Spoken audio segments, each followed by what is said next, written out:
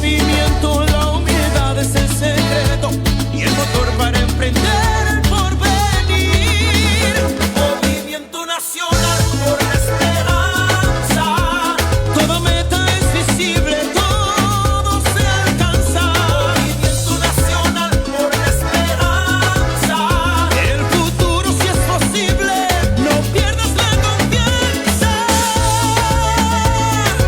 Oye, es el movimiento nacional por la esperanza, donde todo se hace posible, donde todo se alcanza. Sembrando el futuro, haremos historia y a paso seguro, veremos la gloria. Sembrando el futuro, haremos historia.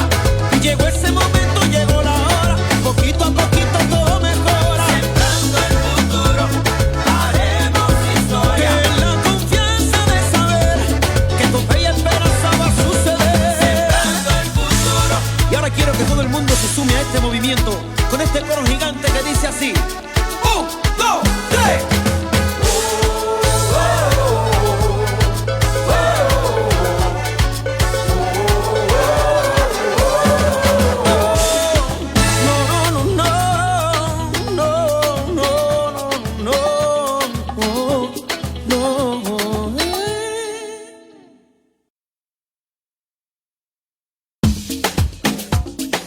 Movimiento Nacional por la Esperanza te quiere invitar a formar parte de esta gran comunidad digital, en donde compartimos las asambleas virtuales semanales, así como el panorama político-electoral nacional e internacional. Para informarte de todo, lo único que tienes que hacer es seguir nuestras redes sociales, desde tu celular, tablet o computadora, con estos sencillos pasos. Ingresa a la plataforma de YouTube y en la barra del buscador escribe René Bejarano Martínez, y así de fácil encontrarás nuestro canal. Una vez ahí, solo tienes que dar clic en el botón rojo que dice suscribirse, y listo, ya eres parte de esta comunidad. Y recuerda activar la campanita en la opción que dice todas para que te llegue un aviso cada vez que subamos un nuevo video. Así de fácil, juntos estaremos construyendo esperanza por el buen vivir. Energía es tu aliado y la mano que te ayuda a resurgir. Movimiento Nacional por la Esperanza. Compañeros y compañeras, buenas noches. Si gustan ir tomando asiento, vamos a dar inicio a nuestra asamblea semanal del Movimiento Nacional por la Esperanza. Se encuentra con nosotros en el presidium la compañera dirigente en el Estado de México, la compañera Celina Trujillo.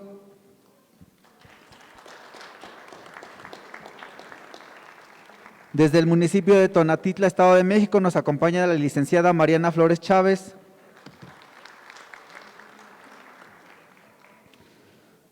Desde aquí, desde el estado vecino, nos acompaña el presidente municipal, Pedro Pérez Vázquez,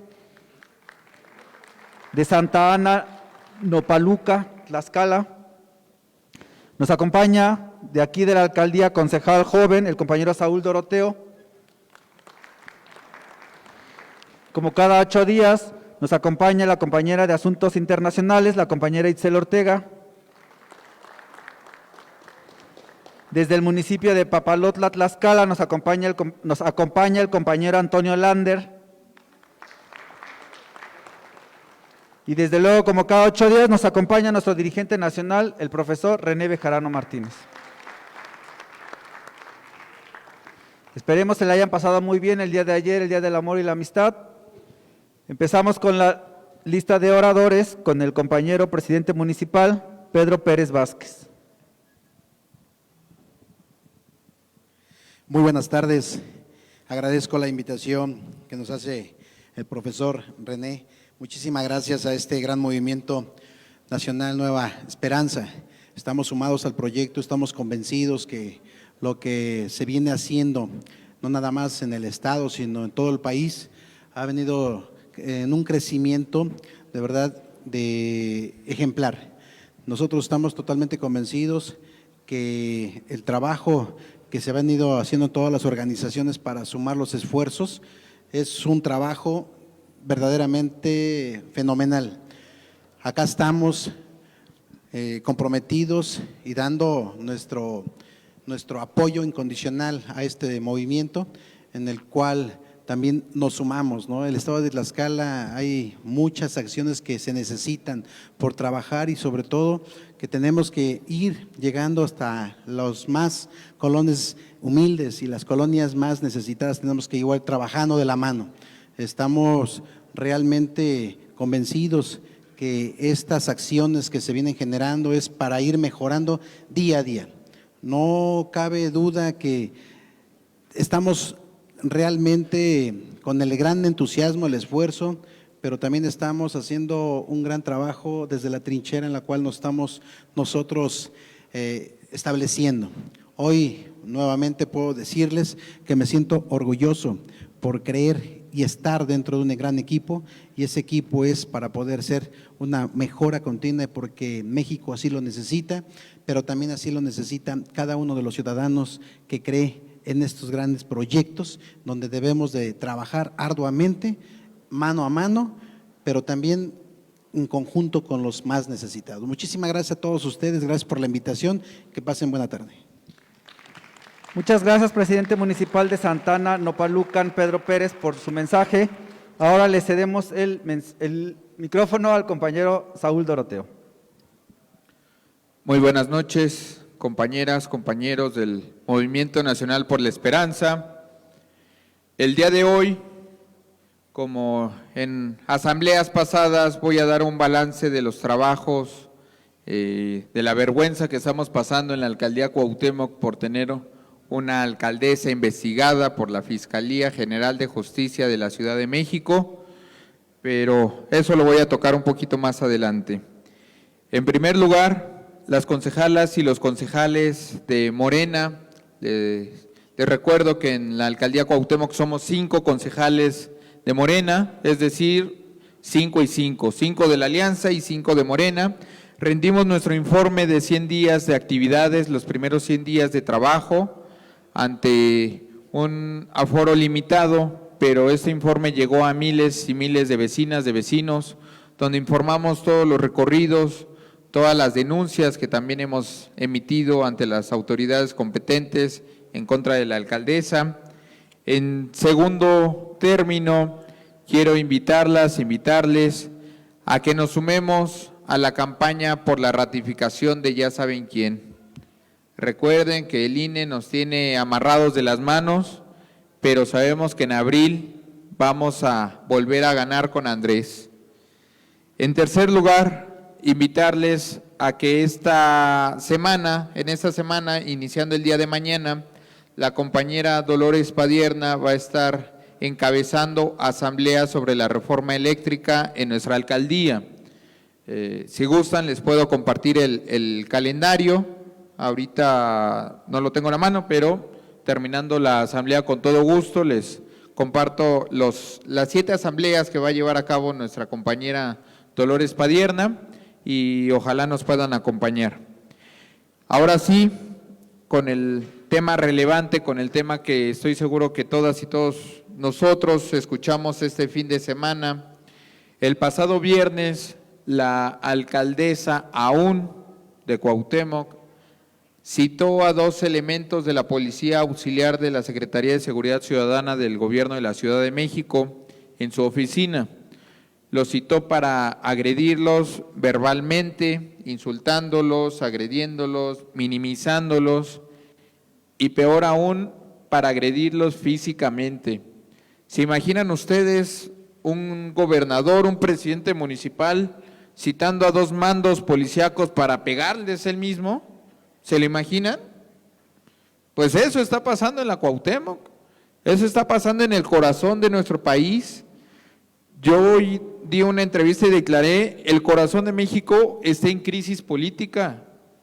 ¿Se imaginan que una alcaldesa encierra a 2 mandos de la policía en una oficina y los secuestre? ¿Habrá imaginado en algún momento el presidente Andrés Manuel López Obrador que esto podría pasar en esos tiempos? ¿Se imaginan a una alcaldesa que les robe a esos policías sus teléfonos celulares, sus radios? ¿Se imaginan en algún momento esas acciones? Es por eso que la Fiscalía General de Justicia de la Ciudad de México abrió una carpeta de investigación en contra de la alcaldesa. Y si es el momento de exigirle su renuncia, es porque la alcaldía Cuauhtémoc, el corazón político en donde se concentra el poder ejecutivo, legislativo y judicial de nuestro país, está siendo gobernada por, lo dice bien el profesor René Bejarano, por una persona que se basa en las series de narcos, en las series de FBI, SWAT, NCIA. No podemos permitirlo. Y peor aún, ese es el reflejo del nuevo PRI, del nuevo PAN y de lo que queda del PRD. Nosotros como concejales de Morena estamos resistiendo, estamos insistiendo y vamos a seguir en la lucha, porque estamos seguros que Sandra Cuevas no va a durar los 3 años de gobierno. Y si es de una vez que la podemos sacar, qué mejor. Ya les estaremos informando en las próximas semanas cómo va avanzando la investigación, pero es importante que, aunque seamos de otro estado, de otra entidad federativa, de otro municipio, de otra alcaldía, sepamos qué es lo que está pasando en nuestro corazón de nuestro país. Es cuanto, muchas gracias. Muchas gracias, compañero Saúl, por esta información que está sucediendo aquí, desafortunadamente, en la alcaldía Cuauhtémoc. Y ahora le cedemos el micrófono al compañero Antonio Lander. Buenas noches a todos los compañeros del Movimiento Nacional por la Esperanza. Un gusto poder saludarlos a todos y cada uno de ustedes. Manifestarles e informarles que en Tlaxcala estamos trabajando en lo referente a la revocación de mandato del compañero Andrés Manuel, que no tenemos la menor duda que el día 10 de abril se estará cumpliendo con la meta que nos hemos trazado y que no es fácil, pero no es imposible llegar a la meta que nos están requiriendo. Pero al final de cuentas, compañeros, me da un gusto enorme poder reincorporarnos al trabajo del compañero profesor René Bejarano, que mi difunto padre, en paz descanse, tuvo una amistad inquebrantable aquí con el profesor desde Izquierda Democrática Nacional. En varias ocasiones nos visitó y hicimos un trabajo y un equipo, mi padre y el profesor, de la mano, que fue un compañero de lucha, uno de los primeros presidentes de izquierda que tuvo en el país. Y pues tenga la seguridad, profesor, de que vamos a trabajar hombro con hombro, como lo hacía mi finado padre, con el compromiso, con la responsabilidad, con toda la madurez, con toda la actitud, que podamos aportar un granito de arena a esta lucha, que no es de hoy, ya es de años atrás, y que hoy solamente en lo particular nos queda refrendar y redoblar los esfuerzos para poder dar buenos resultados. Y como decía mi difunto padre, hasta la victoria juntos, ni un paso atrás. Muchas gracias por estas palabras, compañero. Y ahora, para asuntos internacionales, le cedemos el micrófono a nuestra compañera Itzel Ortega. Hola, queridos compañeros y compañeras, muy buenas noches. Pues hoy quiero aprovechar una efeméride internacional para reflexionar acerca de un acontecimiento que está en la mira internacional, pero además que a muchos les ha generado angustia por lo que podría provocar. Y es que un día como hoy, 15 de febrero, pero del año de 1898, se ocasionó una explosión a un barco llamado Marín en Cuba que pertenecía a los Estados Unidos. Y bueno, es que este hecho primero hay que ubicarlo precisamente a mitad del siglo XIX, cuando España, el gran imperio español, pues estaba enfrentando precisamente a su caída, ¿no? Su imperio ya se estaba desmoronando y ya tenía bajo su dominio solamente algunas últimas colonias ahí en el ultramar que pues destacaban Cuba y Filipinas. En este contexto, ya para el año 1865, esas dos colonias de España, Cuba y Filipinas, pues ya estaban también exigiendo su independencia de España. Obviamente a la corona española esto pues no le generó mucha gracia y respondió al principio con acciones de represión para que no lo lograran.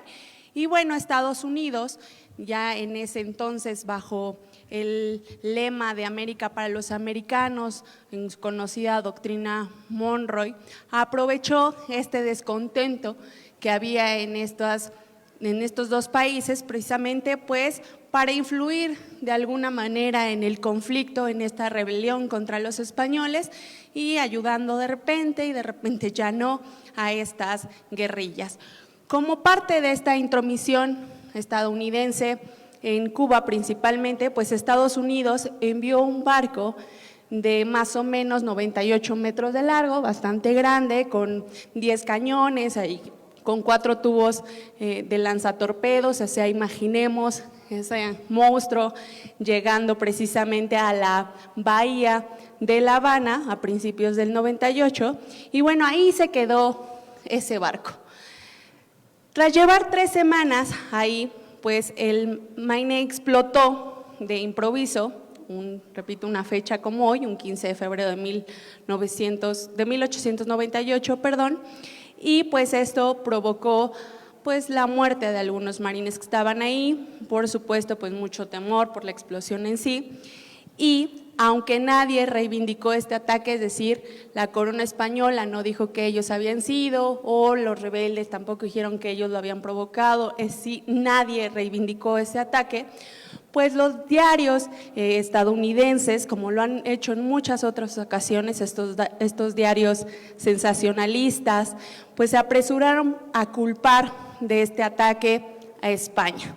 Y lo que hicieron es, pues a través de los medios, distorsionar toda la información, muy poca información que estaba disponible, para entonces así, digamos, así tal cual, incitar a los ánimos de provocar una guerra entre Estados Unidos y España.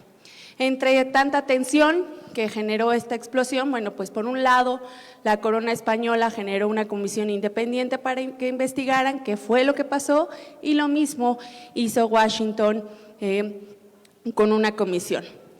Las conclusiones, obviamente, como podemos imaginar, pues fueron totalmente distintas.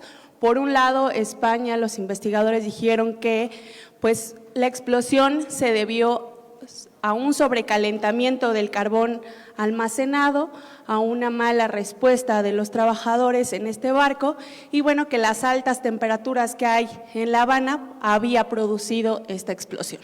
Por su lado, pues Washington más bien dijo que esta explosión fue por una mina puesta en el barco por los españoles. Entonces, pese a que el informe estadounidense de esta mina no tenía pues pruebas suficientes para ser sustentado, la comisión investigadora lo presentó ante el Congreso estadounidense un 29 de marzo de ese mismo año, y pues ¿qué creen que sucedió? Que sirvió como pretexto para que un mes después el entonces presidente William McKinley declarara la guerra a España. Estados Unidos, ya antes de esta declaración de guerra ya formal por parte del Congreso estadounidense, ya llevaba mucho tiempo pues buscando que Cuba le perteneciera. Ya estaba con la vista en Cuba porque, pues como hemos platicado aquí, la isla tiene un fuerte valor económico, tenía un muy fuerte valor agrícola, y por supuesto también el tema de que está ubicada en una área que da pues una estrategia muy importante para muchos países, es decir, su ubicación geoestratégica. Entonces, estas ambiciones, pues digamos que eran tan claras que incluso Estados Unidos ya había intentado comprar a Cuba, a España 6 veces, y pues obviamente España no la cedía. Ya habían existido muchos actos de presión anexionistas, también pues como les comentaba, había ahí un juego del reconocimiento y no de esta beligerancia de los cubanos en su lucha contra el coloniaje español, y bueno, pues muchas otras pruebas más que mostraban esa ambición que Estados Unidos tenía hacia Cuba.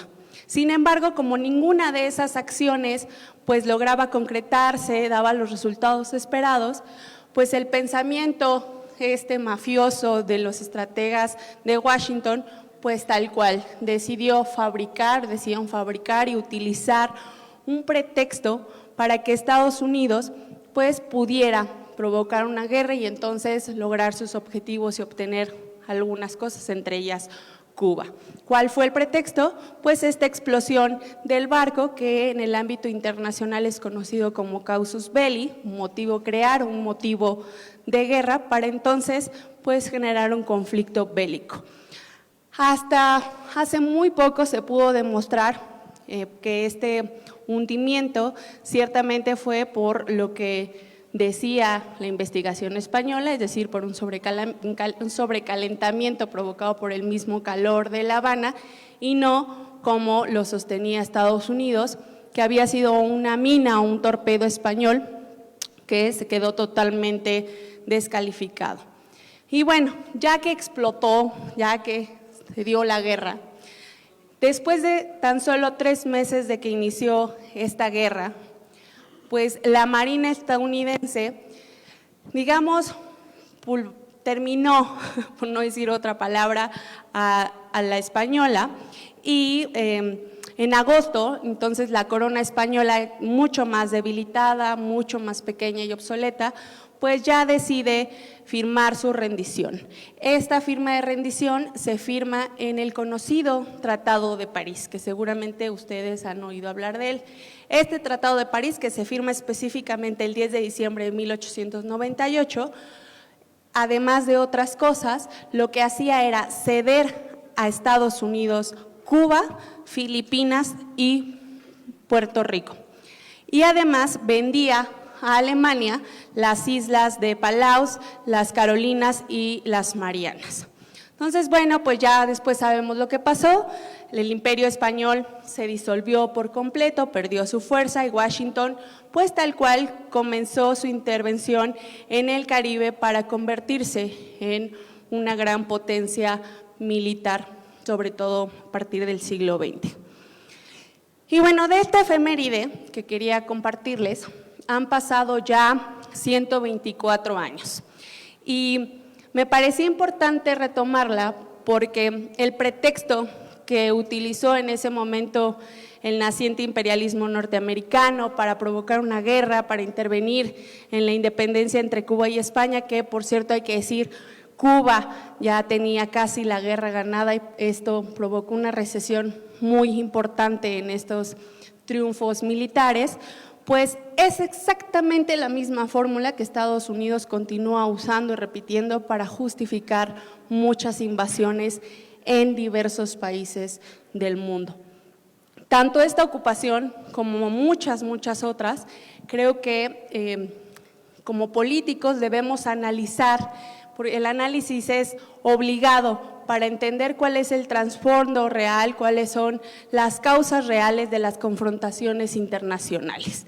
El análisis de estas situaciones siempre nos va a permitir desaparecer, digamos, esas falsas posiciones, en este caso la de Estados Unidos, donde se intenta presentar como un país que ayuda, como un país salvador, como un país que lucha por las causas más justas del mundo y que más bien nos permite ver que Estados Unidos es un país que pues tiene intereses muy peculiares, que tiene intereses muy claros, como controlar los bienes naturales, por supuesto mantener la hegemonía mundial y que todo esto lo va a hacer a costa de lo que sea necesario. Y ejemplos podemos pues citar muchísimos porque tenemos muchos episodios en el ámbito internacional en donde se han generado pretextos para invadir, generar guerras y que al final al único que termina, digamos, beneficiando por algún interés muy particular es a Estados Unidos.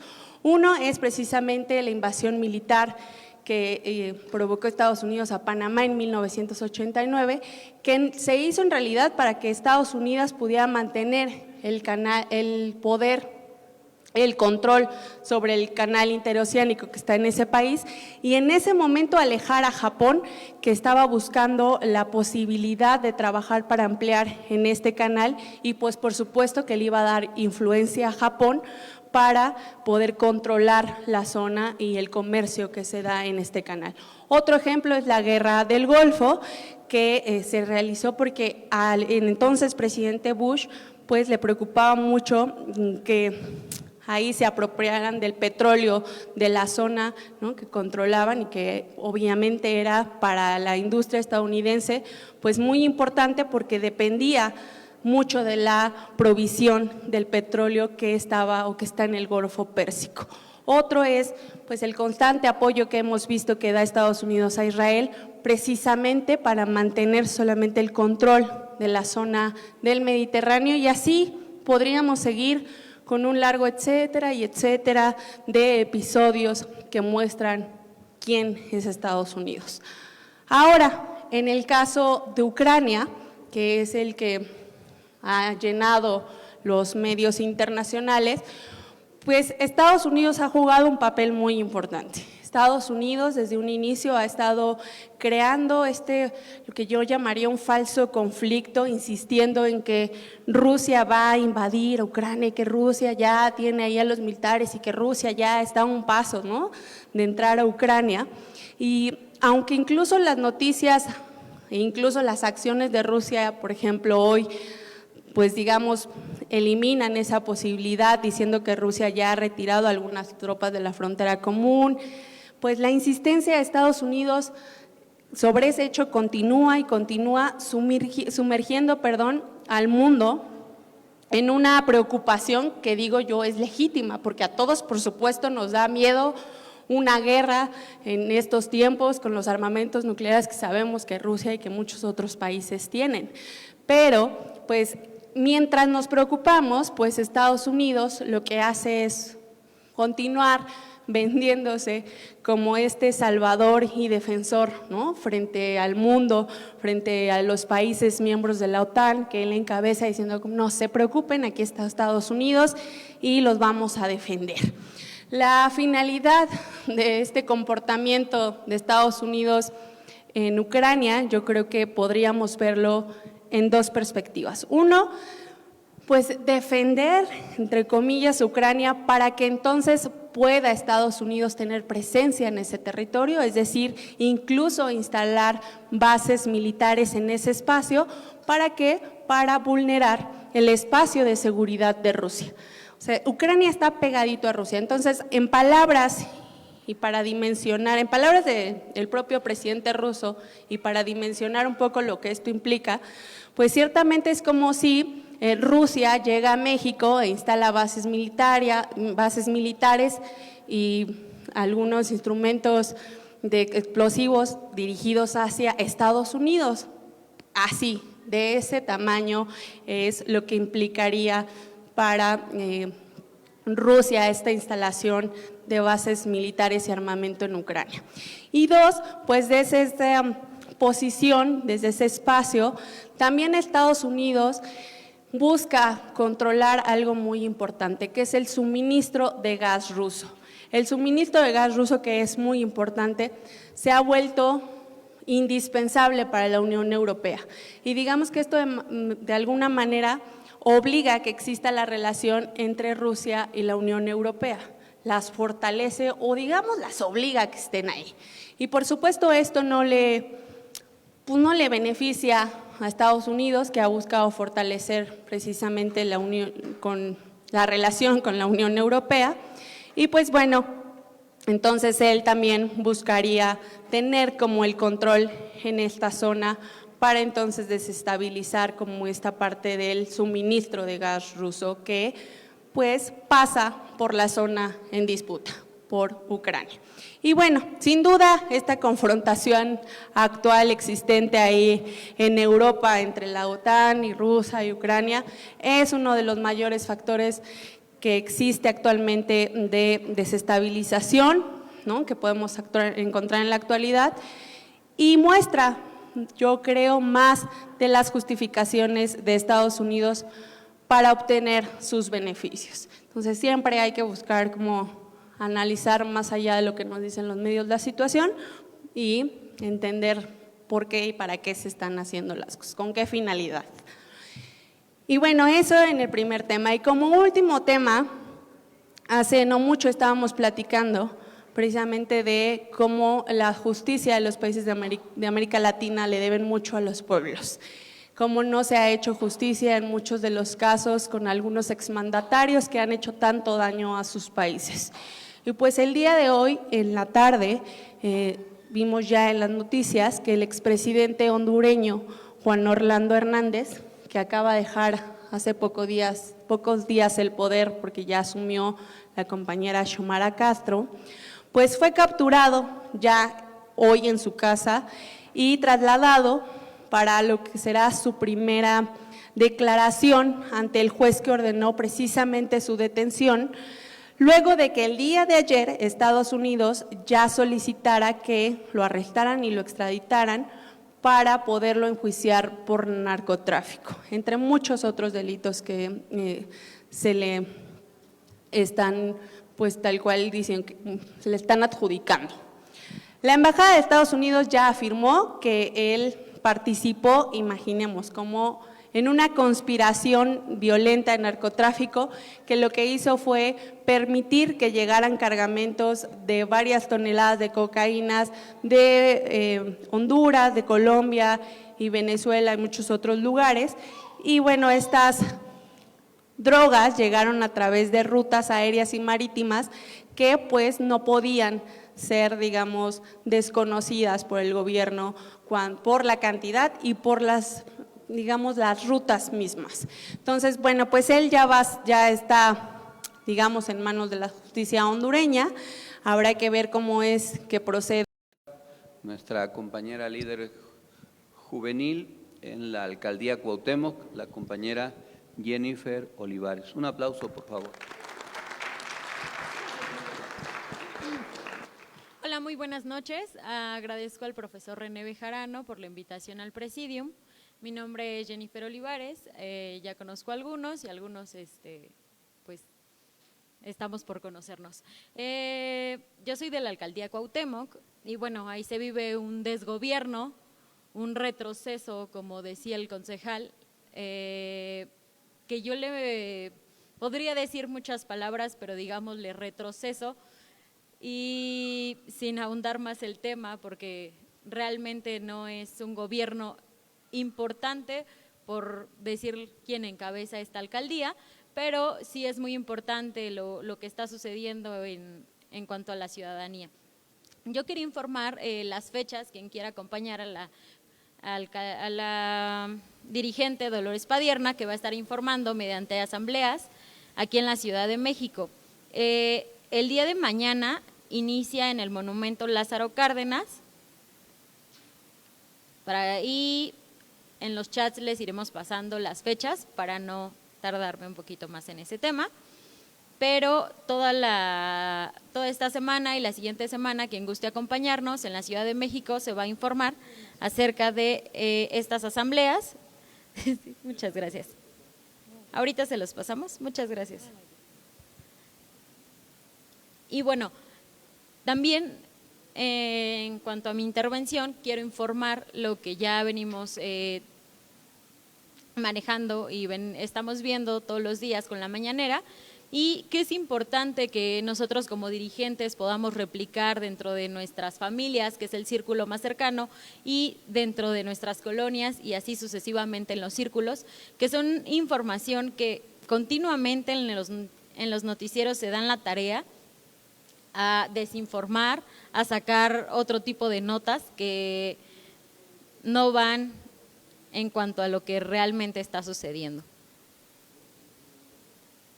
El día de hoy mencionó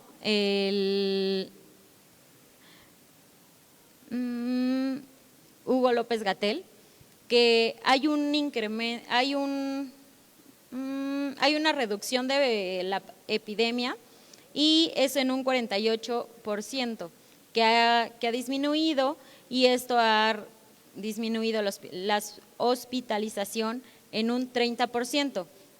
Esto quiere decir que ha bajado por la gran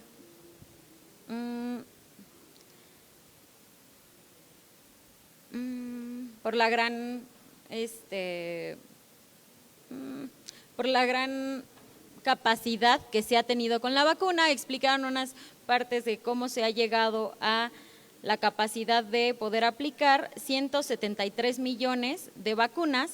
¿Y esto a qué se refiere? Que 84 millones de personas en México se han podido vacunar, y esto siendo un 90% que México en cuestión de las personas adultas han alcanzado su vacunación total. Esta información en cuanto a la vacunación se me hace muy importante porque fuera de lo nacional también debemos replicarla, porque hay personas que no se han podido vacunar por diversos criterios, y es respetable, como lo mencionó el presidente de la República, pero es importante la información para poder incrementar los fallecimientos y no se haga una fake news, como que dicen que van a presentar los de la oposición un recurso en contra de Hugo López-Gatell por los fallecimientos que han acontecido en México. Ahora bien, esta información también quisiera dejar muy puntual, porque también entre las comunidades se menciona, es que la inflación, gracias a la inflación que se ha tenido en México, los productos han subido. Debemos entender, compañeros dirigentes, que esta inflación no es de México, esta inflación es mundial, y que quiero dejar la cifra muy puntual, porque en México y en Estados Unidos cómo se tenía la inflación en años anteriores. En el sexenio de Peña Nieto se tuvo una inflación en México del 6.77, mientras que en Estados Unidos se tuvo una inflación del 2.11. Y con Felipe Calderón se tuvo una inflación del 6.53 y en Estados Unidos no hubo inflación. Mientras que en el sexenio de Andrés Manuel López Obrador hay una inflación del 7.36, pero en Estados Unidos se vive una inflación del 7%.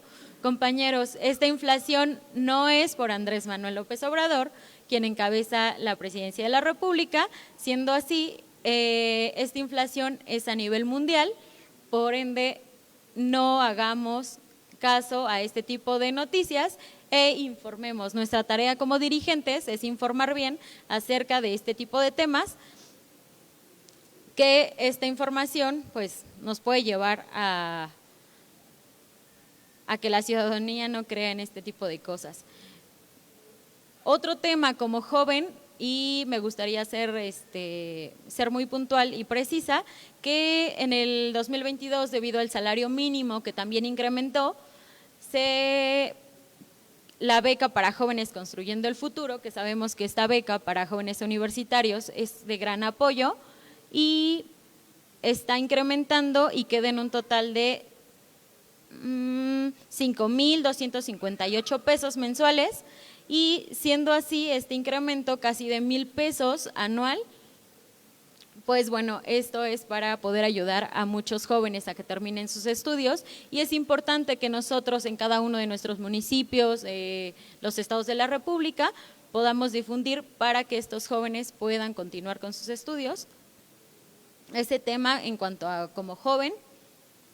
Y otro tema que quería puntualizar y que se vio igual la semana pasada es tener en cuenta que el día 5 de marzo se va a hacer un evento aquí en la Ciudad de México, que va a ser de las gobernadoras emanadas del partido Morena, que va a ser este foro en el cual se van a comprometer a firmar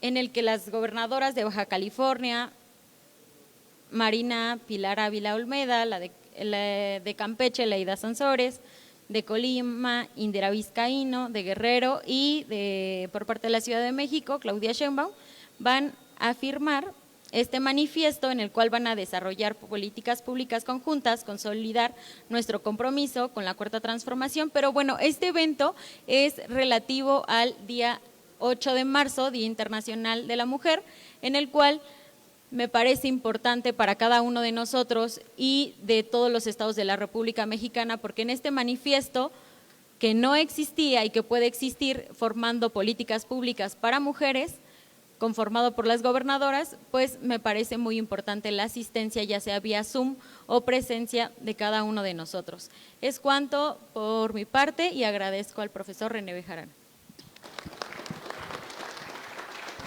Muchas gracias, Jenny, por esta valiosa información. Y ahora, para continuar, le cedemos el micrófono a nuestro dirigente nacional, al profesor René Bejarano Martínez. Gracias, Miguel. Buenas noches, compañeras, compañeros que están presentes aquí en la Ciudad de México y que nos están siguiendo a lo largo de la semana, el día de hoy y a lo largo de la semana, a través de las redes sociales. Estamos en la Asamblea Semanal del Movimiento Nacional por la Esperanza, correspondiente al martes 15 de febrero del año 2022. Agradezco que me acompañen aquí en el Presidium la compañera Celina Trujillo del Estado de México, la licenciada Mariana Flores de Tonanitla, que me da mucho gusto volverla a ver, a Pedro Pérez Vázquez de Nopalucan, que nos dio un mensaje, presidente municipal de Nopalucan, Tlaxcala, también a nuestro compañero y amigo Saúl Doroteo, concejal en la Alcaldía Cuauhtémoc de la Ciudad de México, a Itzel Ortega, encargada de Asuntos Internacionales de nuestro movimiento, a la compañera joven, líder también de la Alcaldía Cuauhtémoc y de la Ciudad de México, Jennifer Olivares, y a Miguel, que conduce, y al compañero Antonio Lander. Me da mucho gusto en este último caso que esté aquí presente. Como ya lo mencionó, tenemos una relación muy antigua que empezó con su padre, Ubaldo Lander, que en paz descanse, allá por 1988. Antonio pues era un sueño erótico entonces y ya luego se cristalizó, pero Ubaldo fue electo presidente municipal de Papalotla, Tlaxcala, en el 88. Fui allá, conservo entre mis recuerdos una foto de un evento que tuvimos con el ingeniero Cuauhtémoc Cárdenas y otros líderes a través de una organización que se llamaba OP, la Organización Popular de Tlaxcala. Con Ubaldo llevamos una vida de trabajo político durante muchos años. Infortunadamente, un accidente carretero impidió que continuara con nosotros, pero qué bueno que uno de sus hijos, Antonio, junto con otros más, está ahora ya participando muy activamente, haciendo honor a la memoria de su padre. El día de hoy, por este tema de Ubaldo y Antonio y otros asuntos que ya comentaré, pues hablaré, entre otras cosas, de el legado de los padres y de cómo los padres a veces beneficiamos o perjudicamos a nuestros hijos, o cómo también a veces la actitud de los hijos enorgullece a sus padres o genera diversos problemas, y en el mundo cruel de la política, pues esto es un asunto a considerar. Ya lo abordaré a lo largo de mi exposición, pero no quise dejar de mencionar a Antonio, que está aquí presente, y pues la memoria de Ubaldo, que conservamos con mucho cariño. Como lo hacemos desde que empezó la pandemia, pues estamos dándole seguimiento a los casos, tanto a nivel mundial como en México. Sigue incrementándose la estadística. Son más de 410 millones de personas contagiadas en el mundo y casi 6 millones de defunciones, y se siguen vacunando en todo el planeta a muchas personas. Ya son 10.222.210.568 personas las que han sido incluidas en las diversas dosis que se han aplicado en todo el mundo. En México superamos la cifra de 5 millones de casos y también el número de defunciones reconocidas por esta enfermedad superó los 300,000 casos, lamentablemente.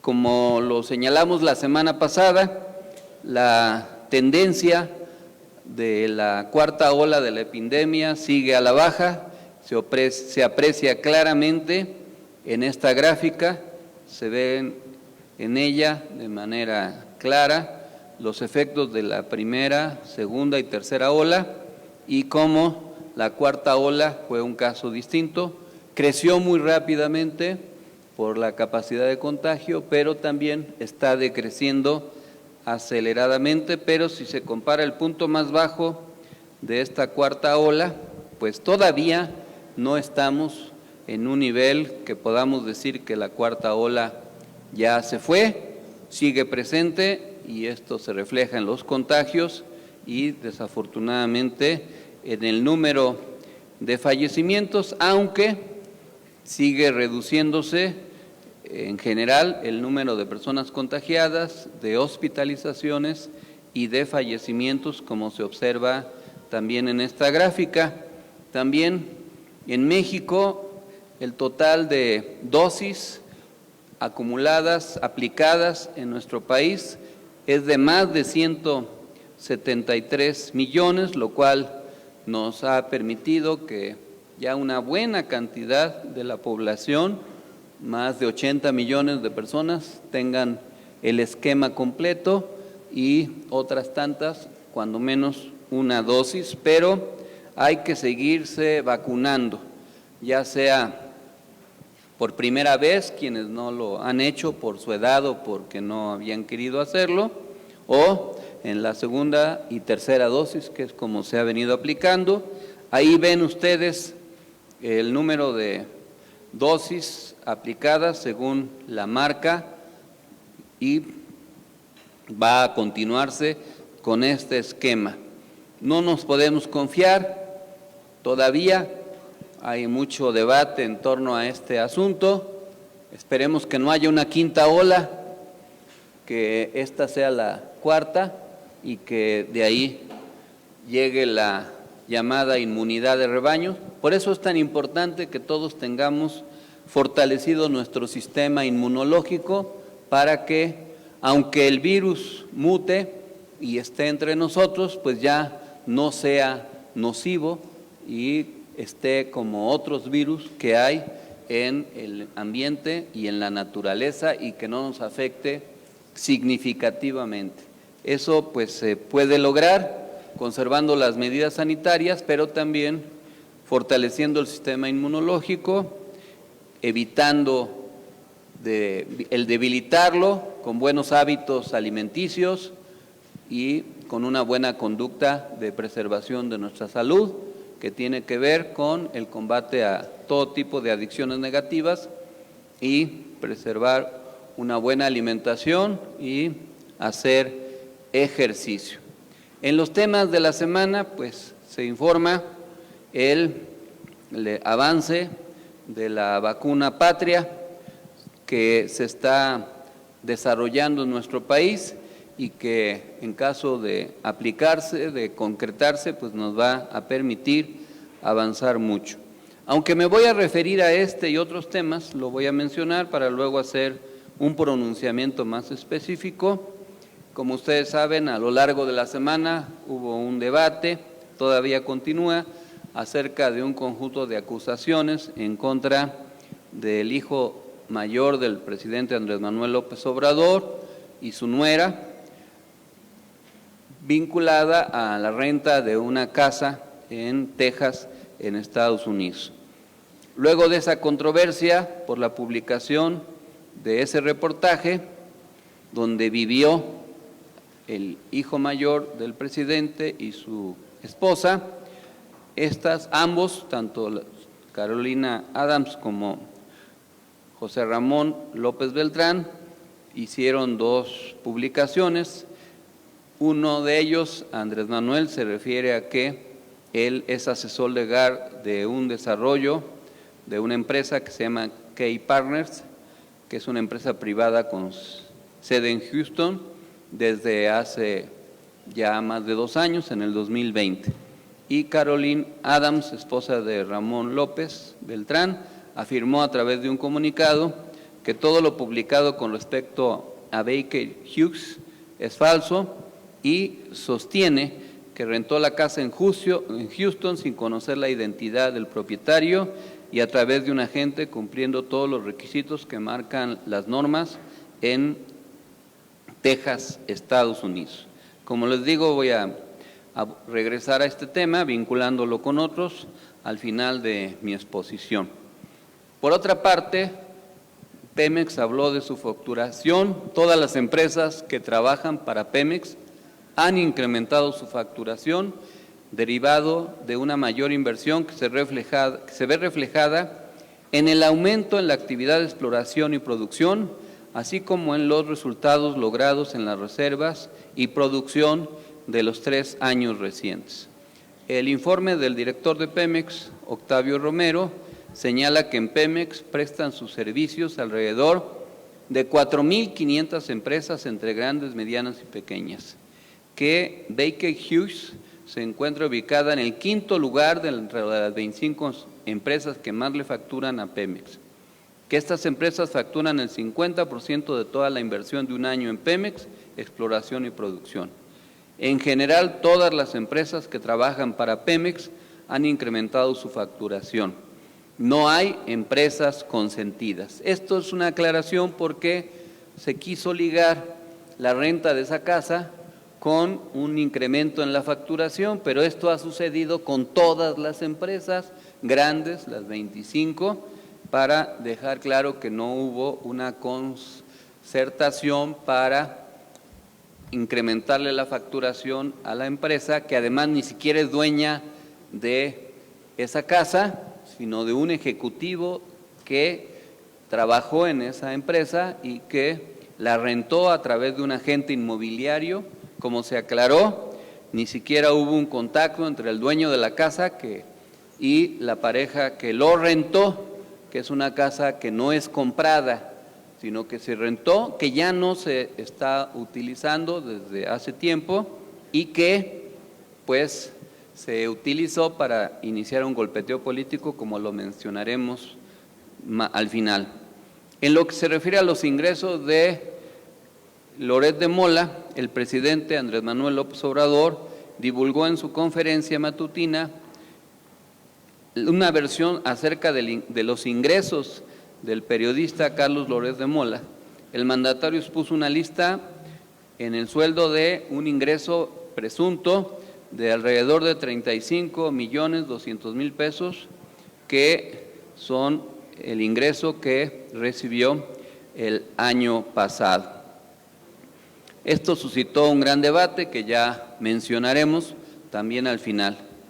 Por otra parte, Coparmex participó en el Parlamento abierto y avala cambios planteados en la reforma eléctrica. Esto es importante. La Confederación Patronal de la República Mexicana mostró mayor flexibilidad a hacer cambios que terminen con los abusos de las empresas en el sector eléctrico, señalados por el gobierno federal, pues llamó a dialogar para que las compañías paguen servicios a la Comisión Federal de Electricidad, así como la transmisión de energía. En otro tema, acerca de un spot contra la Cuarta Transformación, el Movimiento de Regeneración Nacional, Morena, presentó una queja ante el INE por considerar que el spot promovido por el Partido Acción Nacional contiene afirmaciones y elementos que actualizan la presunción de calumnia al generar desinformación y confusión entre la ciudadanía. Sin embargo, los integrantes de la Comisión de Quejas y Denuncias del INE determinaron no conceder la cancelación del spot por considerar, según ellos, que no se desprende la imputación de algún hecho o delito falso a Morena, pues constituyen posicionamientos críticos que emite el emisor del mensaje acerca de temas que son de interés periodístico y noticioso.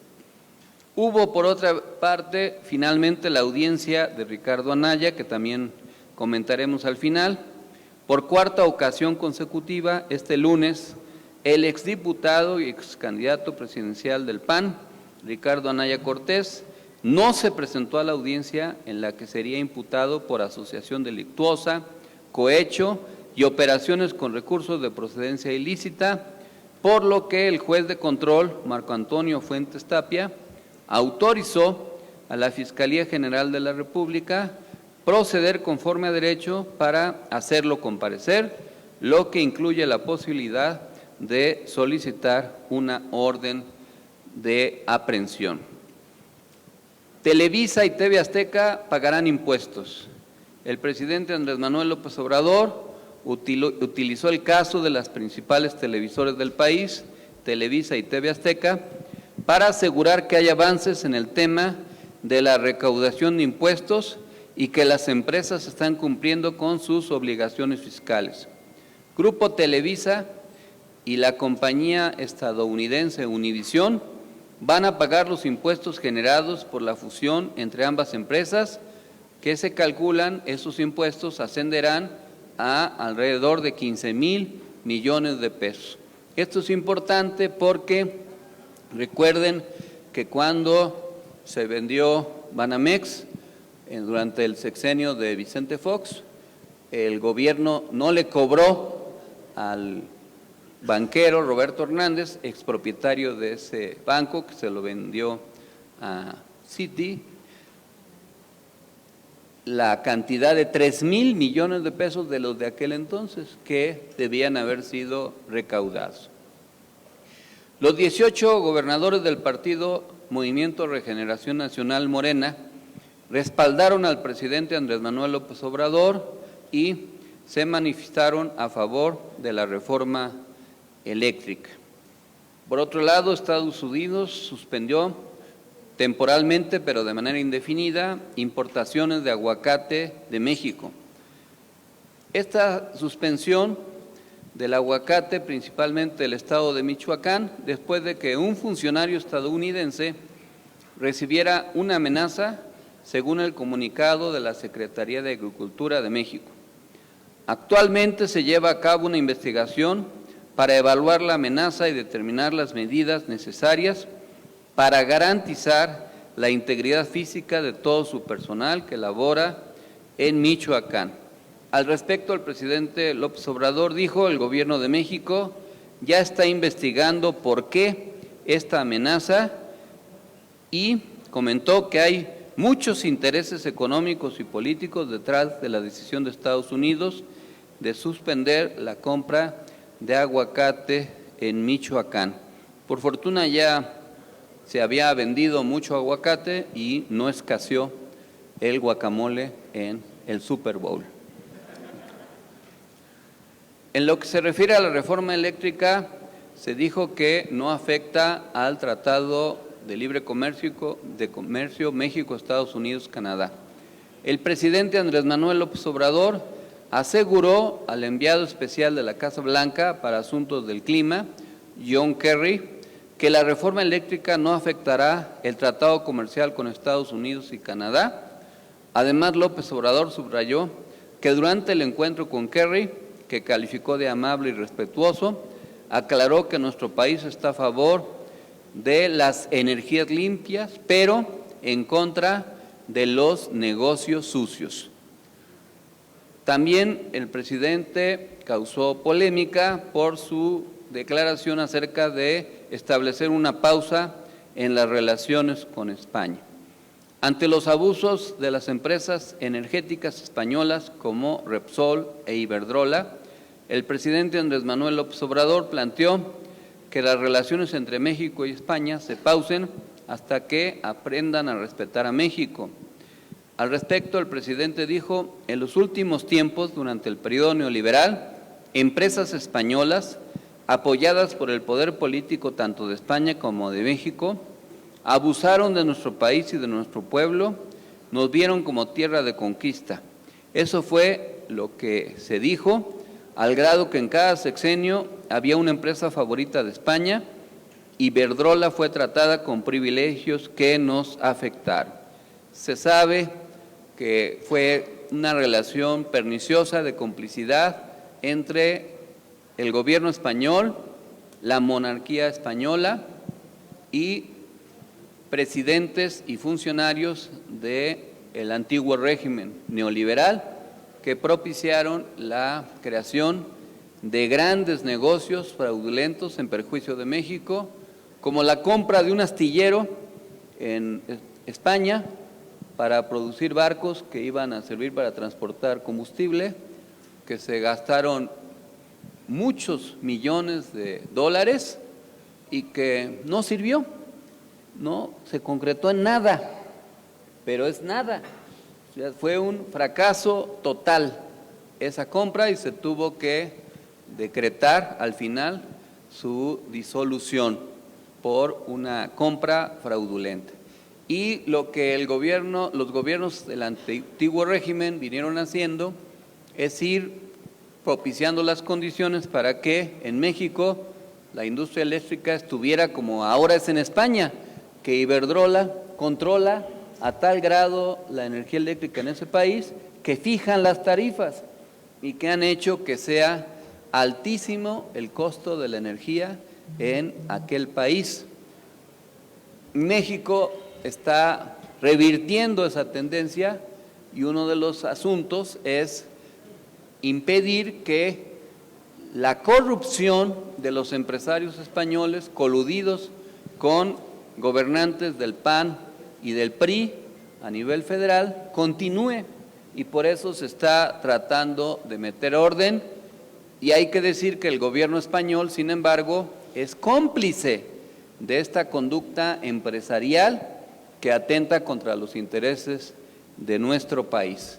En España son muy críticos de los gobiernos de otros países, pero no ven sus propios problemas y son muy indulgentes con su propio rey, que vive en países árabes, acusado de comisionista, que prácticamente tuvo que abdicar a la corona y que fue cómplice también de muchos actos de corrupción. Y en España pues se sabe que Iberdrola, OHL y otras empresas hicieron grandes negocios corruptos con países de América Latina, pero para imponer sus condiciones.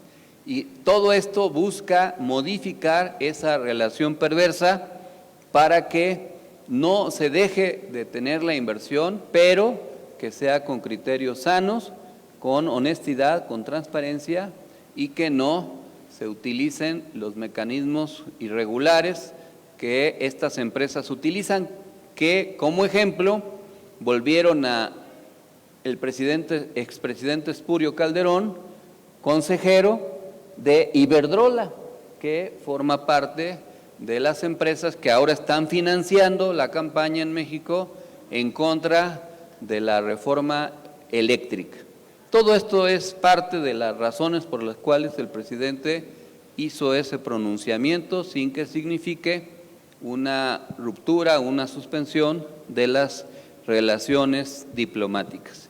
Ya la compañera Itzel hizo referencia al efeméride de la explotación del Maine, que ya se comentó, y también ya se hizo la información acerca de la detención del expresidente de Honduras. Lo único que tengo que agregar es que ese expresidente ya había sido acusado muchas veces de narcotráfico, pero ese presidente fue impuesto gracias al golpe de Estado que Estados Unidos orquestó en contra del expresidente Zelaya, esposo de la ahora presidenta electa Xiomara Castro. No se hubiera posibilitado que Juan Orlando Hernández fuera cómplice del narcotráfico si Estados Unidos, como lo ha hecho durante muchos años, no hubiera prohijado el golpe de Estado que impidió que en Honduras triunfara la izquierda para sumarse al bloque progresista. No lo impidieron a la postre. Tarde o temprano se tuvo que reconocer que el movimiento progresista en Honduras triunfó y que ahora tienen una encomienda de cambiar el modelo económico y de ir modificando las condiciones que se viven en aquel país. Qué bueno que se está deteniendo a ese expresidente, lo que confirma las múltiples acusaciones que se hicieron en el pasado. Aquí está, como cada semana, el cuadro que les mandamos de los actores políticos que abonan o restan el apoyo a la 4T. No me detengo en eso. En esta semana, por todo el golpeteo mediático, hay un ligero descenso en el nivel de aprobación del presidente. No es significativo, pero esperemos que se siga recuperando en las próximas semanas. Aquí están los temas sobre los cuales hay más o menos aprobación y también por entidad federativa, siendo el promedio nacional 63.7. En un primer recuento están las entidades donde el nivel de aprobación es más alto y después en donde disminuye del promedio, y solamente hay una entidad donde, que es Jalisco, el nivel de aprobación es menor al 50%, que sin embargo no es mucho menor, que es 49.2%. Hay que decir que son muy buenos números estos. Por ejemplo, ahora aprovechando que están aquí los compañeros de la Cuauhtémoc, que en la más reciente encuesta de aprobación de la hasta ahora alcaldesa de la Cuauhtémoc, ella tiene un nivel de aprobación del 19%, es decir, que más del 80% de los habitantes de esa alcaldía reprueban su gestión. Aquí en México, después de 3 años y de todo lo que se ha venido presentando, hay un resultado satisfactorio, pero como lo veremos más adelante, pues hay muchos obstáculos en el camino que habrá que ir superando. Hemos seguido trabajando en todo vapor, con múltiples compañeras y compañeros de todo el país que hemos estado recibiendo, pero también ya vamos a reiniciar las actividades por mi parte en diversos lugares de la República. Vamos a hacer otro recorrido por la República. Empezaremos el próximo sábado en Guerrero. Vamos a dictar una conferencia acerca de los retos de la izquierda mexicana en la perspectiva de la sucesión presidencial del 2024. Ese es el título del tema que vamos a abordar en Acapulco. Los invitamos a participar, va a ser en el Holiday Inn de la costera Miguel Alemán. Si quieren ir, va a ser con todos los gastos pagados por parte de ustedes, del que quiera ir. Ustedes pagan sus gastos para que nadie se sienta utilizado, que lo llevaron de acarreado, ¿no? O sea que es para respetarles a ustedes su integridad política y que no haya acusaciones de acarreo. Entonces, queda claro, el próximo sábado a las 11 de la mañana en el Holiday Inn de la costera Miguel Alemán de Acapulco, Guerrero, la conferencia, y están invitadas, invitados, nos vemos en Acapulco con todos los gastos pagados por ustedes. También les recordamos, también ya estamos programando una reunión de líderes para organizar mejor el movimiento en Jalisco. Vamos a estar allá el domingo 27 de febrero para hacer una reunión de líderes y luego preparar ya un esquema de mejor organización en aquella entidad.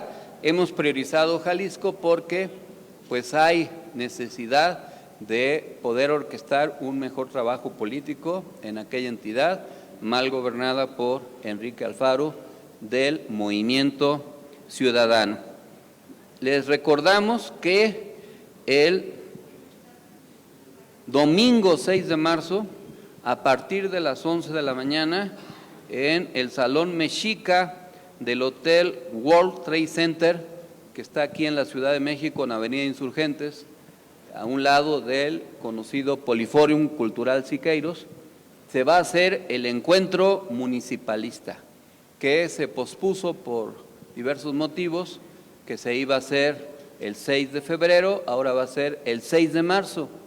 Les vamos a insistir en que no falten, que convoquen a presidentas, presidentes municipales, síndicos, regidores, concejales, concejalas y desde luego dirigentes políticos y sociales para asegurar que este sea un punto de inflexión a la alza en la organización municipalista.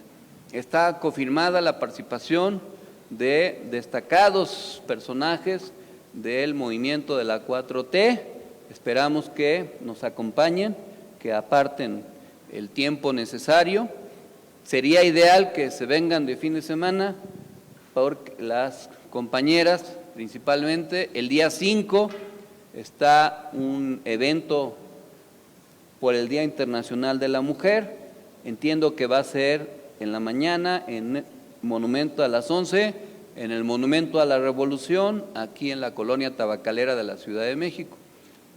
No es un evento solo de mujeres, pero principalmente de mujeres. Si hay compañeros que quieran acudir, son bienvenidos, pero la idea es que sea un evento vinculado a el tema de las mujeres, y el día 6, al día siguiente, pues está el encuentro municipalista. Les recordamos esta cuestión.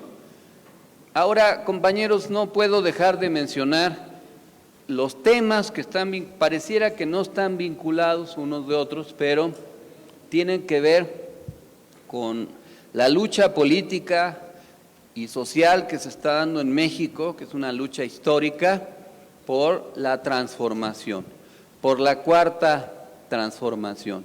Y hay que entender de lo que se trata, ubicarlo en el contexto histórico en el que estamos y lo que está de por medio. Siempre ha habido en cada uno de nuestros episodios históricos, desde la Revolución de Independencia, que fue la primera transformación, pues diversos movimientos, unos más vinculados al movimiento original y otros que buscaban restaurar el dominio colonial de España, de aquellos años de Felipe IV. Esa lucha también se dio en la segunda transformación, en la Reforma que inició Juárez, y hubo una reacción conservadora que ocasionó la imposición de un emperador y la guerra de resistencia contra la intervención francesa. Los conservadores que buscaban restaurar su dominio desquebrajado por las medidas de los liberales encabezados por Benito Juárez. Al final fueron derrotados los conservadores y se avanzó en la Constitución de 1857 y todo lo que ahora existe, que prevalece como la separación de la Iglesia y el Estado, el laicismo, el gobierno federal y otros muchos temas que se heredan de aquella época. Vino la revolución y al interior del movimiento revolucionario también hubo diversas tendencias. Cuando estalló la revolución se había logrado un éxito, pero las fuerzas reaccionarias conspiraron, encabezadas por Huerta, asesinaron a Madero y un movimiento que había durado poco tiempo se prolongó durante 7 años.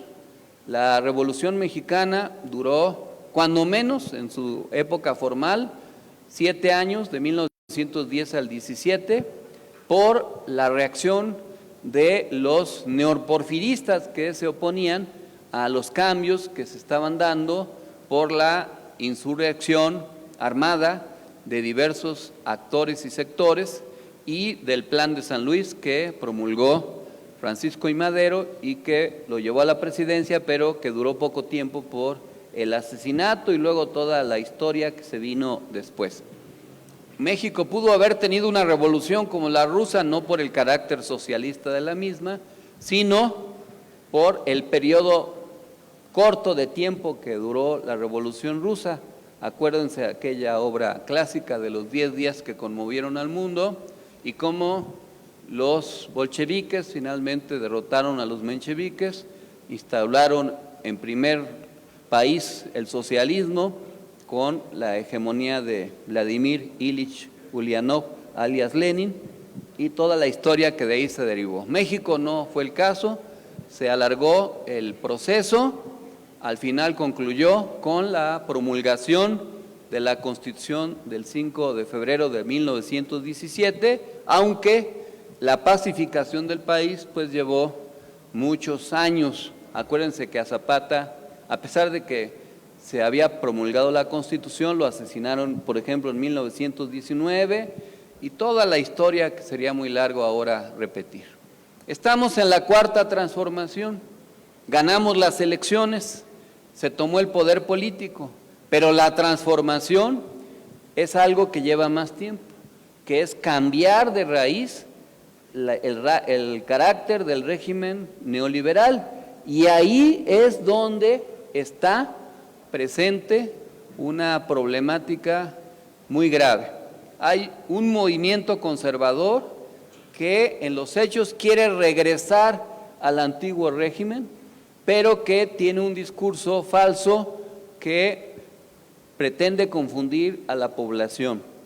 En ese movimiento conservador se han articulado jerarquías conservadoras eclesiásticas de diversas religiones, intereses económicos que se niegan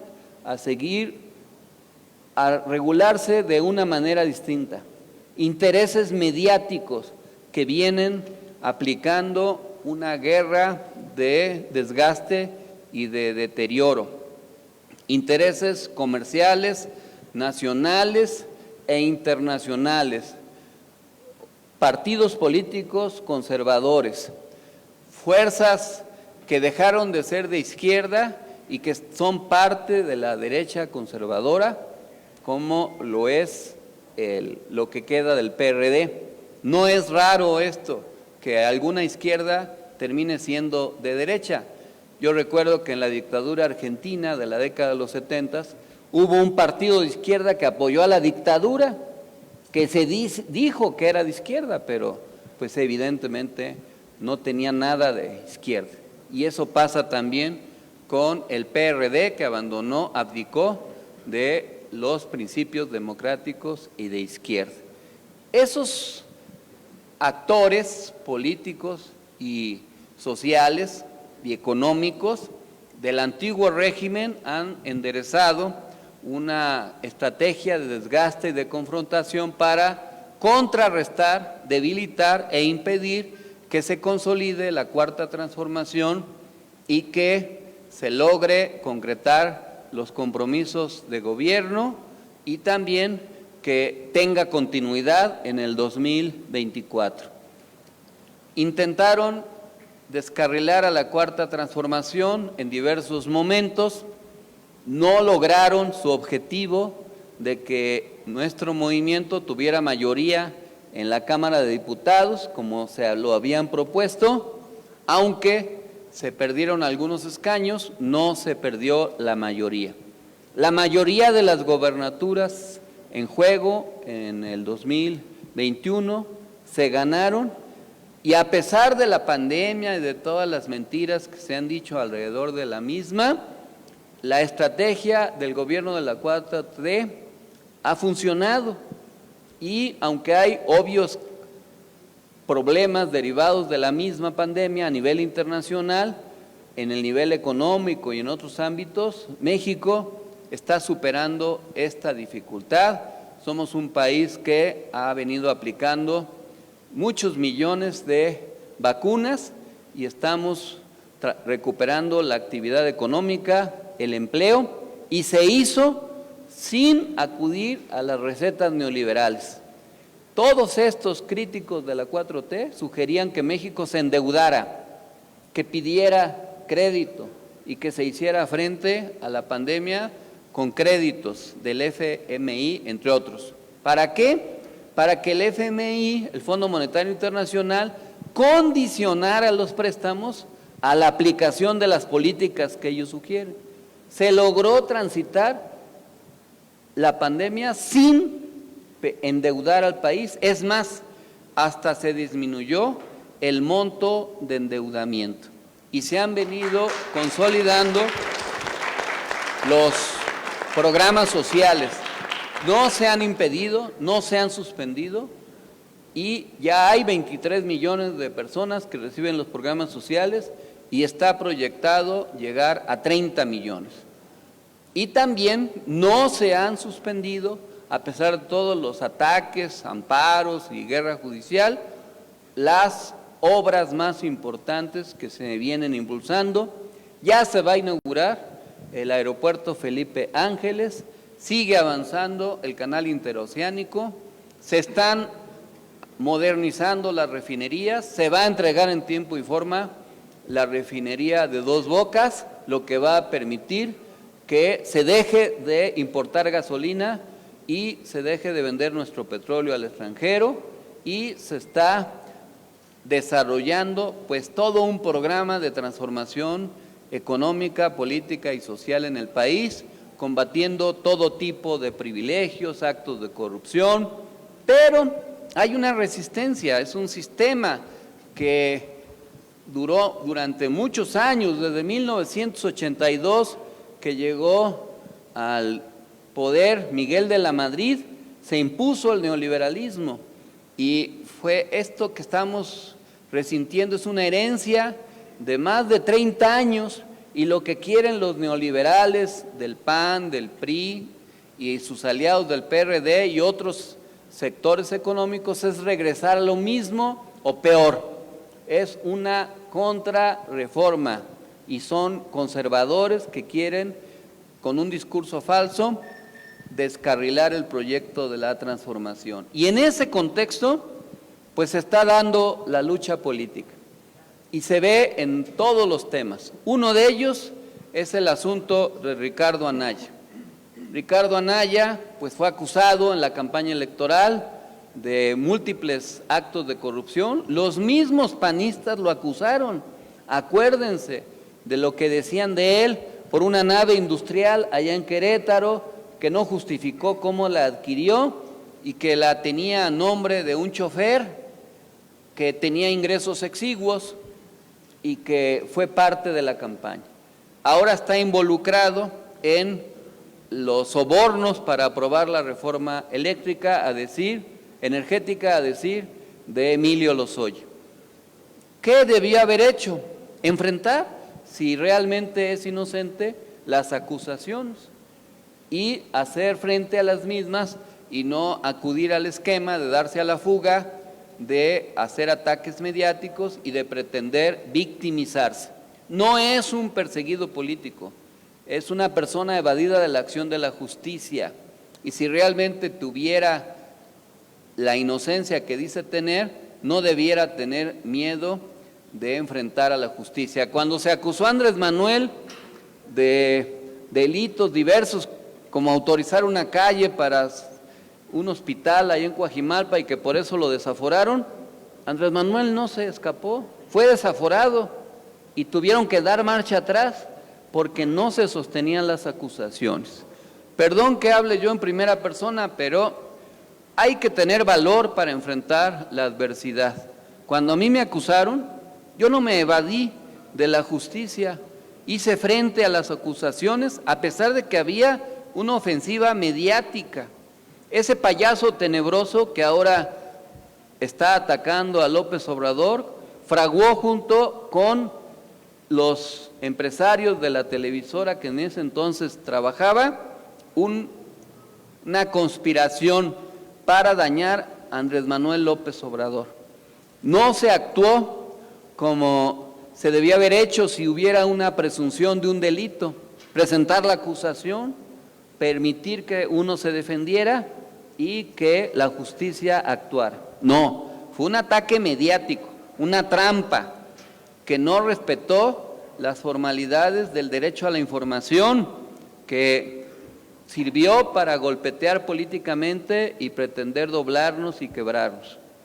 Yo no me escapé, no dejé de presentarme a ninguna de las audiencias, no me escudé en el fuero, pedí licencia el mismo día que se publicaron los videos y di mi versión. Y cuando fui sometido a proceso y privado de mi libertad, desde la cárcel me defendí y fui absuelto. de 8 procesos del Fuero Común y del Fuero Federal. En contra tenía a Macedo de la Concha, que era el procurador del PAN. Incluso Vicente Fox declaró, cuando un juez me iba a liberar, que él había intervenido para impedir que yo recuperara mi libertad. A la larga lo pude hacer, porque nunca encontraron un ingreso mal habido, una cuenta, propiedades, ni de mi familia ni de mi parte. Pero el golpeteo mediático ahí quedó. Y no se detuvieron ante nada. La política es una actividad muy cruel, que no admite clemencia, desgraciadamente, y cuando la utilizan los canallas, lo hacen con mala fe, con dolo. Y esto es lo que en parte está sucediendo ahora. El payaso tenebroso y el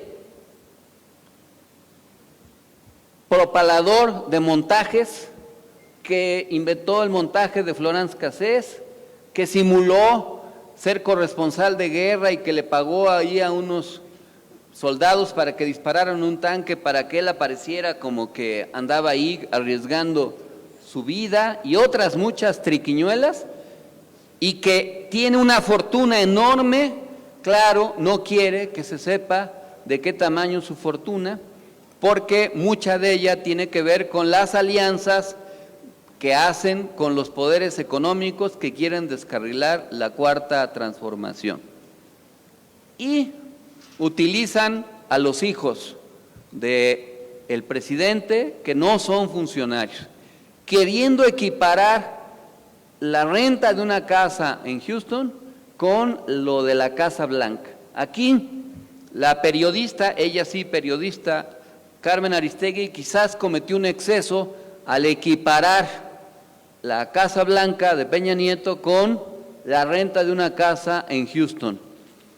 Primero, los hijos, el hijo del presidente ni su esposa son dueños.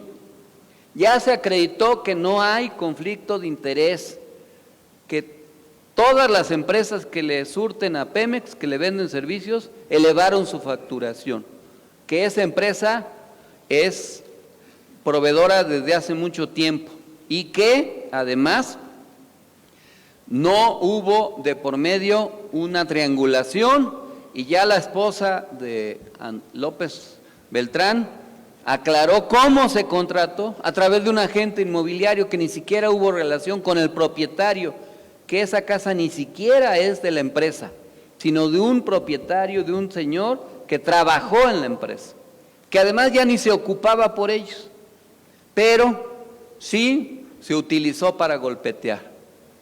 Claro, en el tema de la austeridad, como ha sido una parte del discurso.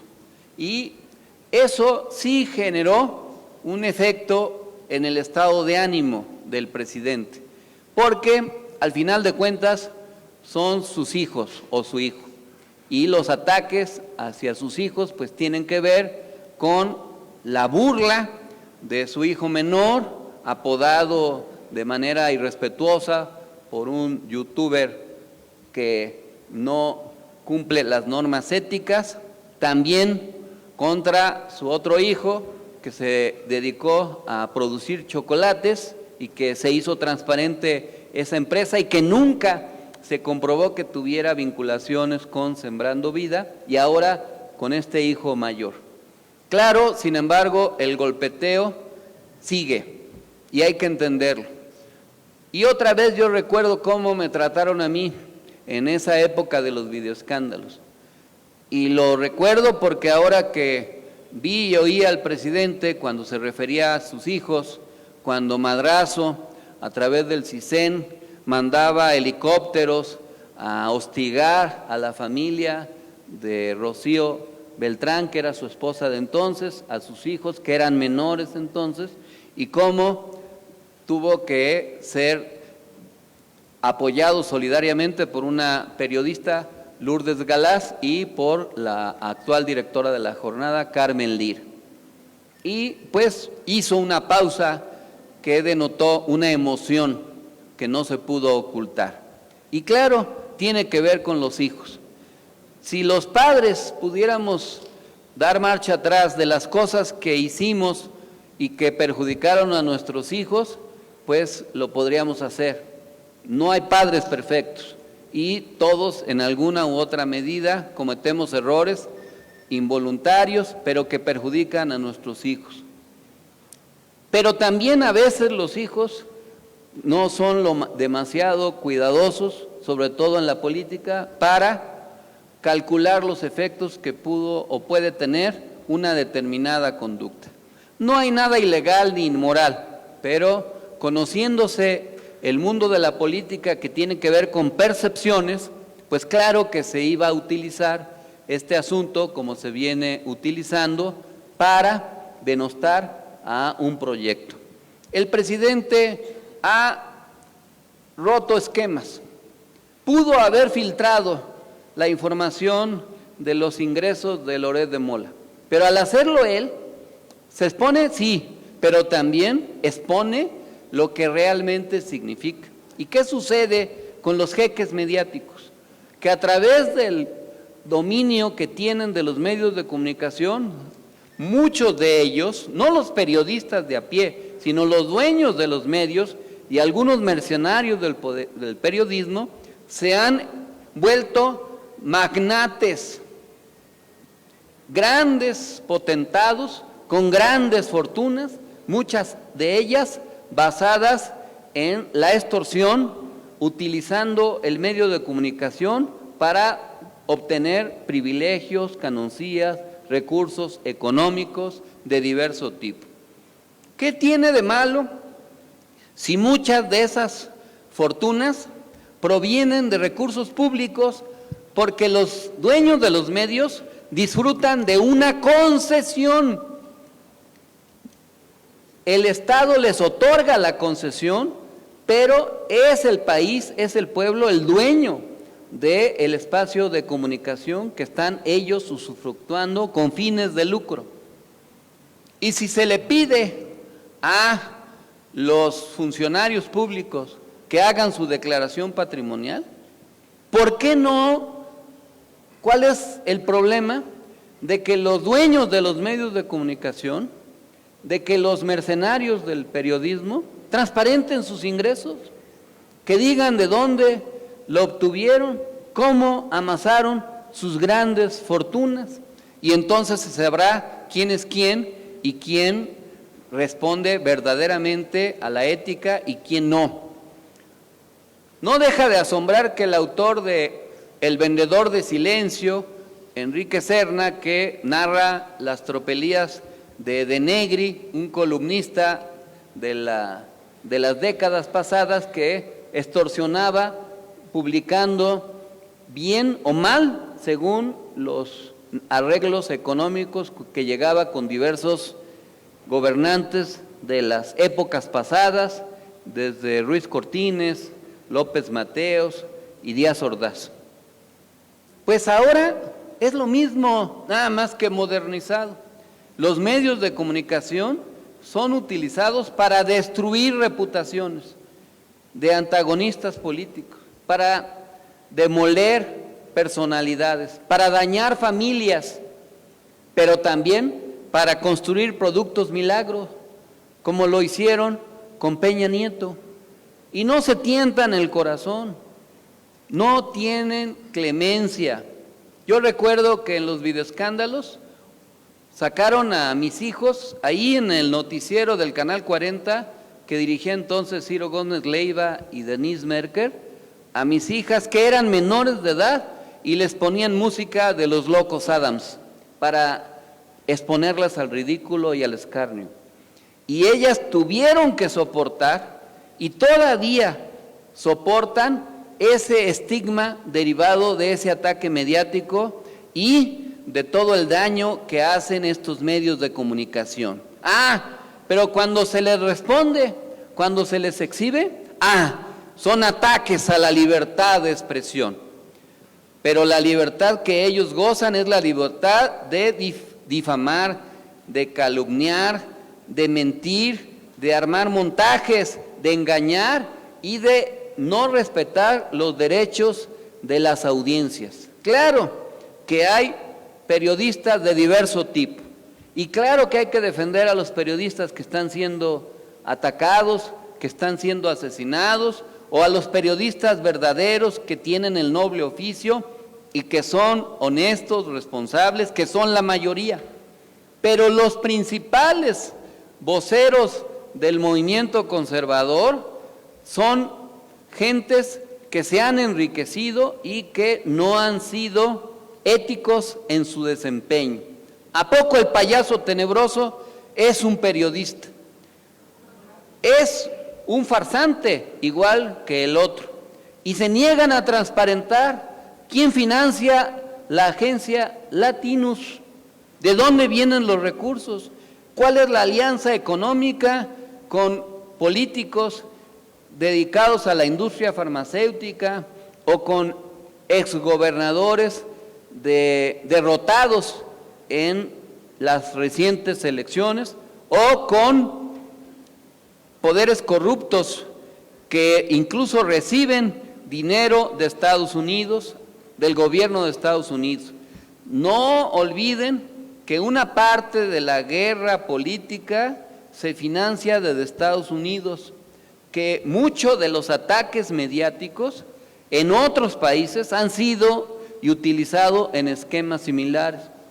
Y claro que mienten y utilizan justo lo que ellos practican. Ahora critican la corrupción que ellos convalidaron y que ellos ejecutan y no tienen ni siquiera el mínimo de rubor para mentir cínicamente. Acuérdense que Loret de Mola equiparó, imagínense, a Peña Nieto con Carlomagno, aquel emperador nacido en Babilonia que extendió su imperio por diversas regiones del mundo. ¿Qué tiene que ver Atlacomulco con Babilonia? ¿Y cuál es la comparación? Pero había que quedar bien con el presidente. Ese es el verdadero Loret de Mola y ese es el verdadero interés. O Krause, que compara a Enrique Alfaro con aquel jurista, impulsor del amparo, Mariano Otero. ¿Qué tiene que ver un gobernante como el jalisciense que viola todo el tiempo derechos humanos de los jaliscienses y que ha endeudado enormemente a su estado con Mariano Otero? Pues es la desmesura. Eso es el discurso de los intelectuales orgánicos también que estaban acostumbrados a vivir del financiamiento de los poderes establecidos, tanto del PRI como del PAN. Cuando el presidente hoy manda una carta al INAI, también lo que quiere, porque algunos compañeros critican ese tema, lo que quiere demostrar es que el INAI promueve la falsa transparencia, porque a todas luces, como va a ser, el INAI va a decir que no procede, que no se debe transparentar y que se deben cuidar los datos personales. Sí se critica que una pareja rente una casa en Estados Unidos por una norteamericana residente en ese país. Pero no se puede saber quién financia a Latinus y cuánto ganan estos mercenarios del periodismo. Entonces nosotros tenemos que entender qué es lo que está de por medio, qué es lo que sigue. Y claro, como sienten que están perdiendo la batalla, arrecian sus ataques. Si realmente sintieran que tienen la razón, ¿por qué no llaman a votar en la ratificación del mandato en contra del presidente? Porque no saben que no van a ganar y entonces prefieren sabotear la consulta de la revocación a través de los órganos y las instituciones que controlan. Se desgarran las vestiduras para defender al INE, cuando el INE está controlado por personeros de impuestos, tanto por el PRAN como por el PRI, y que son leales al movimiento conservador. Y así podríamos extendernos en múltiples señalamientos. Hay que entender lo que está sucediendo y hay que defender a la Cuarta Transformación. Hay que desmentir todas las cosas que se dicen, porque también acusan, pero cuando sus acusaciones resultan falsas, no tienen ningún interés en desmentir lo que dijeron. Millones, sin exagerar, de mensajes en contra mía y del movimiento de López Obrador en la época de los videoescándalos. Salí absuelto y ni siquiera una mención. Ahora, Caroline Adams muestra la conversación que tuvo con el agente inmobiliario para rentar la casa, todo lo que significa, pero se van por otro lado, que el hijo de Obrador no tenía posibilidades de trabajar en una empresa que otra vez inventan, está vinculada al conflicto de interés. ¿Qué tenemos que hacer? Pues desmentir y desmentir, contrarrestar estas campañas y no hacernos cómplices de las mentiras.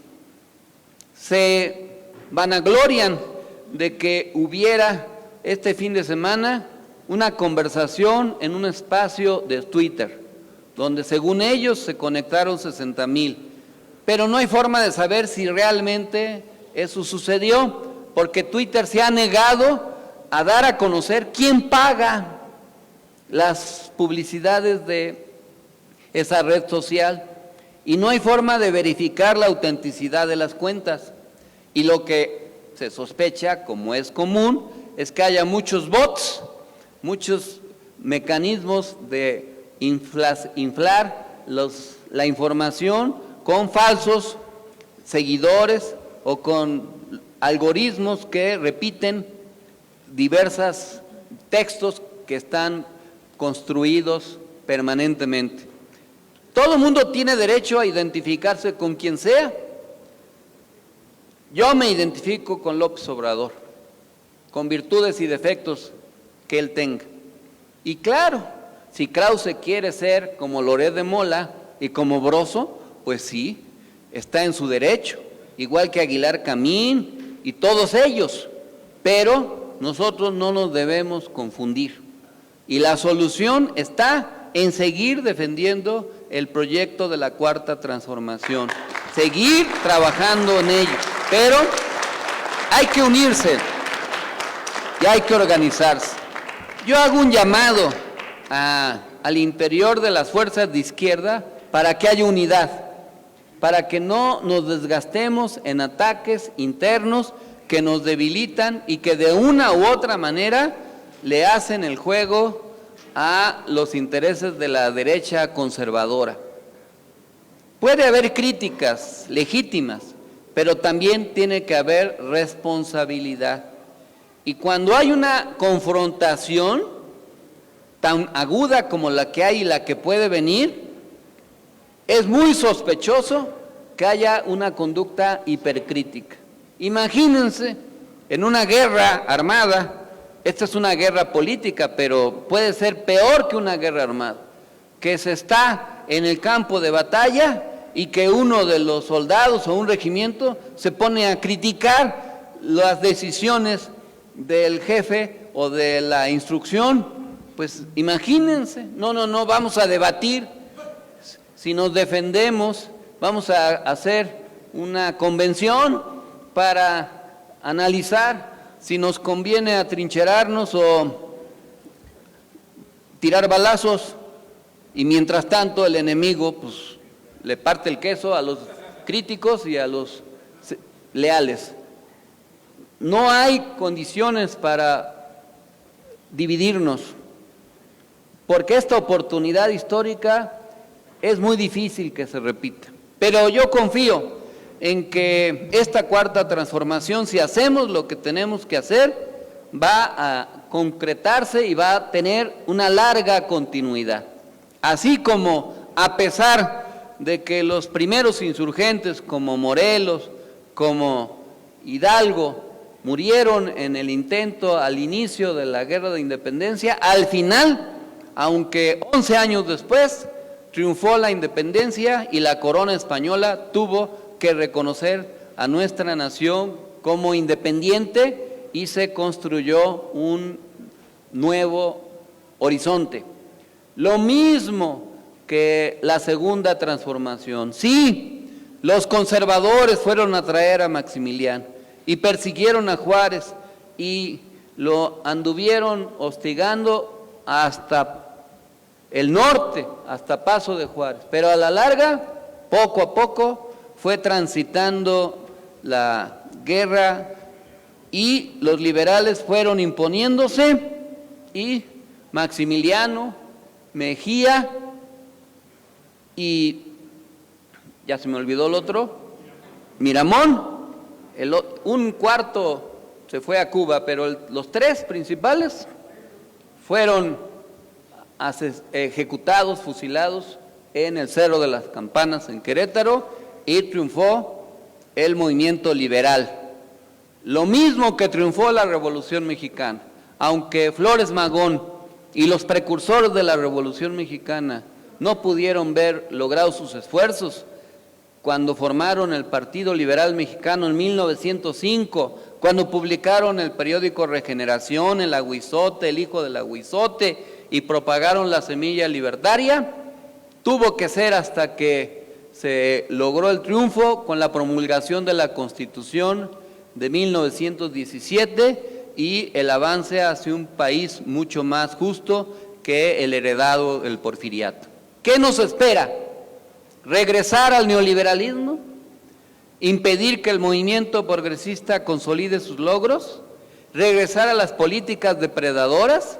¿A las maniobras que nos dañaron tanto en los últimos 30 años? ¿O profundizar el cambio democrático? Ser radical, como ha dicho el presidente, es actuar de raíz, y la raíz es cambiar el modelo injusto, pero no se cambia solo ganando una elección y ganando el poder del gobierno.